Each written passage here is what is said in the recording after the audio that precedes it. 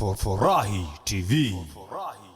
Mtazamaji wa Furahi TV, leo tumebahatika kuwa na diwani hapa katika kikao chetu ambacho amekuja kwa mahususi kabisa kwa ajili ya ufunguzi wa barabara kutoka Kihanga mpaka Itulituli. Ni jambo ambalo kwa muda mrefu tumekuwa tukipigana nalo, lakini leo imewezekana chini ya usimamizi wa diwani wetu. Naomba hebu tuongee maneno mawili kwa ajili ya furaha walionayo wananchi wa Kihanga. Maana barabara imetusumbua kwa muda mrefu, tumekuwa tukichukua majembe tukilima, usimamizi wa mkuu wangu diwani wa wilaya ya Mufindi ameweza kufanikisha hilo. Naomba hebu tuongee naye mawili matatu. Diwani, shikamo.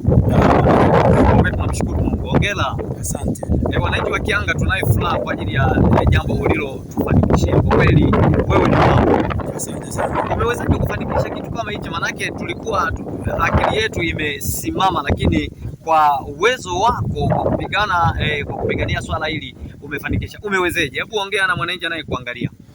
Kwanza ninashukuru kwamba leo tumefanikiwa kama unavyosema. Ndio. Na niseme tu kwamba niliwahi kufanya mkutano hapa Kihanga. Ndio. Wananchi wakaniambia changamoto hiyo barabara. Okay. Nikaamua kupita niangalie barabara. Ni barabara ambayo ilikuwa haijafunguliwa. Sawa sawa. Sawa sawa. Baada ya hapo nikaanza kutafuta fedha. Okay. Nimeenda kutafuta fedha maeneo mbalimbali. Ndio. Halmashauri ya wilaya ya Mufindi imepokea fedha kutoka maeneo tofauti. Ndio. Tunafanya kwa jimbo la fedha za mfuko wa mafuta. Okay. Za Mheshimiwa Samia. Okay. Lakini kuna fedha za kutoka mfuko mkuu road fund. Okay. Of course nilipambana nikapata milioni 64. Okay. Ambazo zimepitia TARURA. Sawa sawa. Kutengeneza kilomita 4.5 Okay. barabara. Sawa. Na leo nimekuja hapa ili nikutane na wananchi tuweze kufanya mazungumzo baada ya kuwa mkandarasi ameshapatikana na kazi ameshaanza. Ndio.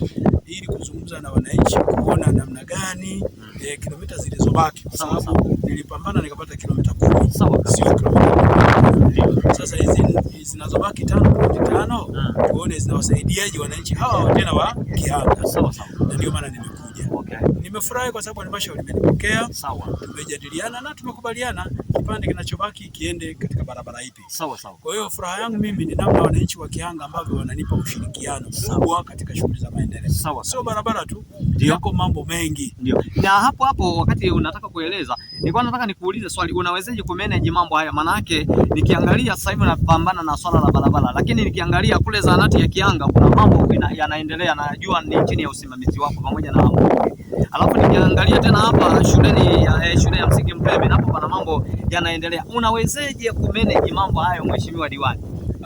Cha kwanza ninamshukuru Mungu, ndio amenipa upeo wa kujua mambo mengi. Sawa sawa. Lakini pia nina mkono mrefu kwa kufikia watu wengi. Okay. Na kumbuka nimeweka mwenyekiti wa halmashauri, kwa hiyo nafasi hii nipo kujuana na watu wengi. Sawa sawa. Sasa lazima uwe mjanja kuwakilisha wananchi na lazima ujue kuwasiliana na watu mbalimbali wa maeneo tofauti. Sawa, unachosema watu wa Kihanga wamejenga kabisa. Okay. Walipokuwa wamemaliza nimepambana